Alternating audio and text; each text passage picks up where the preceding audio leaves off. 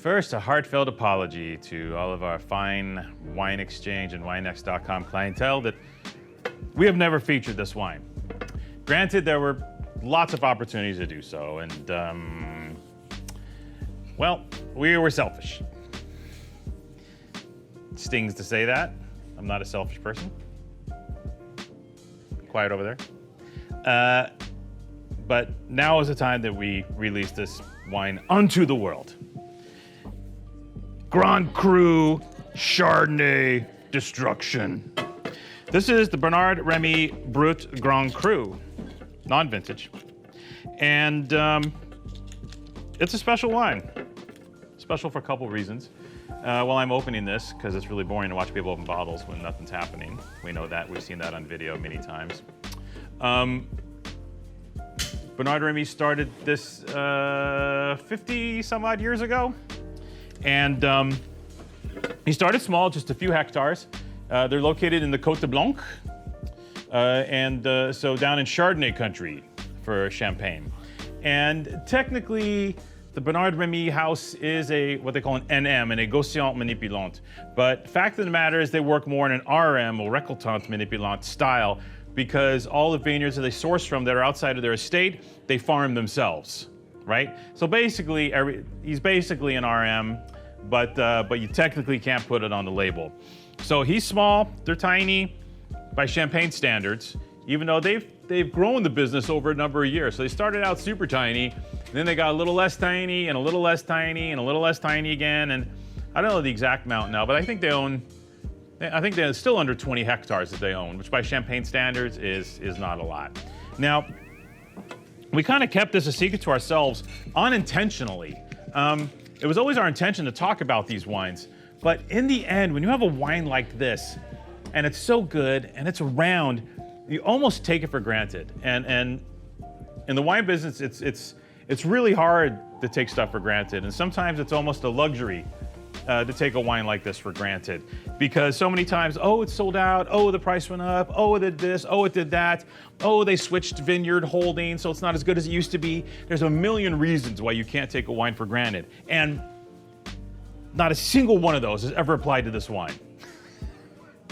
So now we get around to talking about it. Again, apologies to the Chivric folks, apologies to the Remys for not talking about this wine sooner. Long story short, we adore this wine. And fact of the matter is, it is perhaps the greatest deal on a Grand Cru, 100% Grand Cru Champagne in the market. So again, Bernard Remy, Grand Cru, 100% Chardonnay. This is a Blanc de Blanc. Did they put on the label?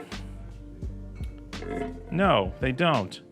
But this is a Blanc de Blanc. I don't make a big deal out of it. It's 100% Chardonnay, and it's 100% Chardonnay from Le Mesnil-sur-Oger, right? So we're talking about probably the greatest village in Champagne, right? Salon and all these rock star wines, the top grapes for the top luxury bottlings. The Chardonnay, a big chunk of it actually tends to come from Le Mesnil-sur-Oger. Pierre Piter, I mean, the list goes on and on.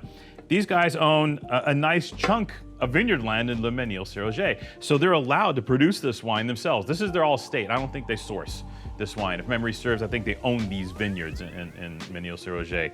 And it allows for them to make just this beautiful, gorgeous, I would say, let me take it. Yeah.